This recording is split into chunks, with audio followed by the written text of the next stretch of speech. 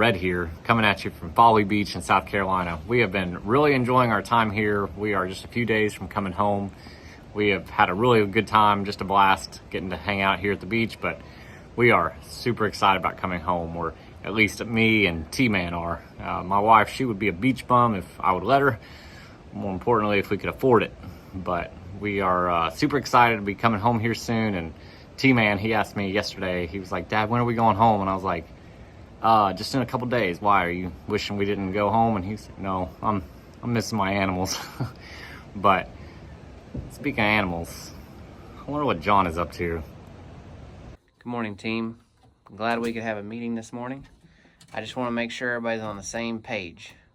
Production was down this weekend, so we need to make sure everybody's in their box for at least 7.5 hours a day. You get 30 minutes for lunch, and then you can sleep after that. Good morning, and for those that know me, know that I am not really a morning person, and it's before 5 a.m. It's 4:50 something. I got up at 4:45, and I'm sitting down to try to wake myself up with some liquid encouragement. And but welcome back to part 2. Red's on vacation with his family, and then I'm up at the farm taking care of the zoo. Other than being tired, I feel pretty good. Tomorrow will be a different story because I gotta probably get in bed late tonight, and I gotta get up extra early tomorrow. But that's what you gotta do when you live on a farm. Good morning. Good morning. Good boy. How you doing? Huh? How you doing? You a good boy? You a good boy?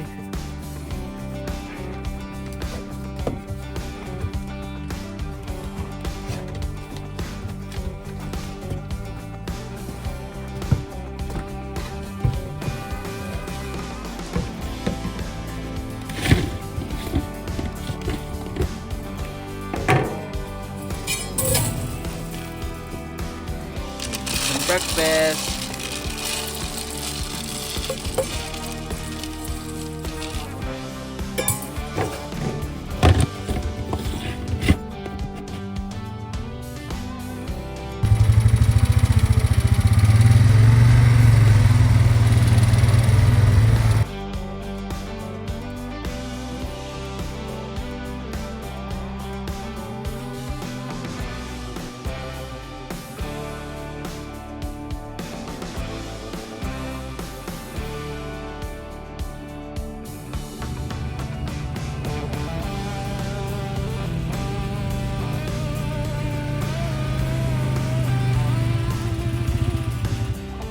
Alright, Eddie, going back in?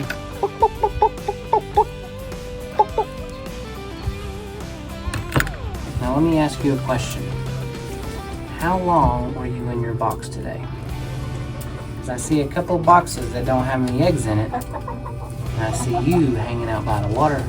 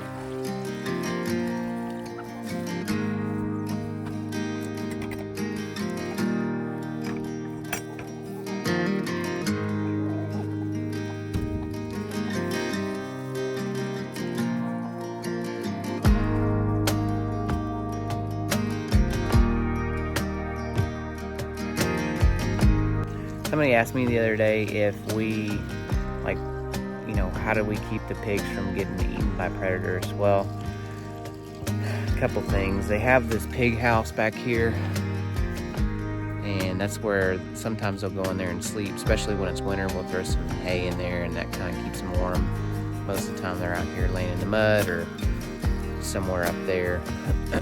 But we also have farm dogs, and you know, we just don't see a ton of like bear activity or, you know, coyotes. Like we'll have, like, you know, some fox, sometimes some coyotes, but it's very minimal. So we've not ever had any issues with cows, chickens sometimes with weasels, but we just not had a huge issue. So drop a comment below if you have had issues with predators and your livestock and what you've done to prevent it. All right, guys, so I'm about to go feed the cows. Today's Friday. Red's coming home tomorrow. Super excited to have them back. I'm gonna miss doing this, although I am looking forward to spending some unhurried time with my family and not feeling so spread apart. Yeah, it's been a great experience. Hitchcock, the bull that, as Red famously has said 1,000 times, that's been rented, was being picked up because he's done his job, and we should have some babies in the bellies of our cows. So I'm gonna go feed these bad boys, film it, show it to you, and yeah, I hope you guys enjoy this video.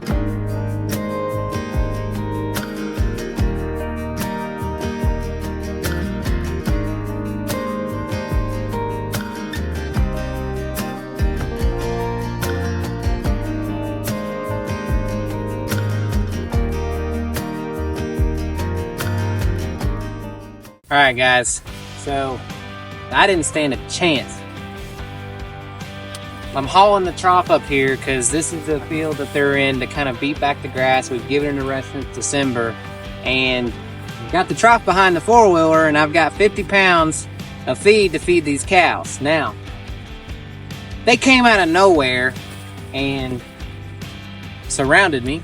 I wasn't scared, maybe a little, but I threw a bucket in there to kind of get them off of me, and I was like, well, shoot, I don't even have a chance. So I'm gonna throw this other bucket in there and then try to figure out how to unhook the trough so I can get out of here and go eat some supper myself.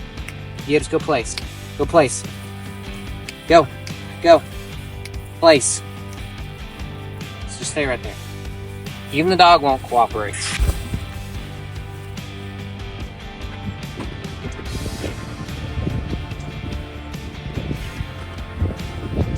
Hold on. Get back. Get back. Hold on. Hold on. Hold on. Get out. You're gonna want to get some of there. Alright.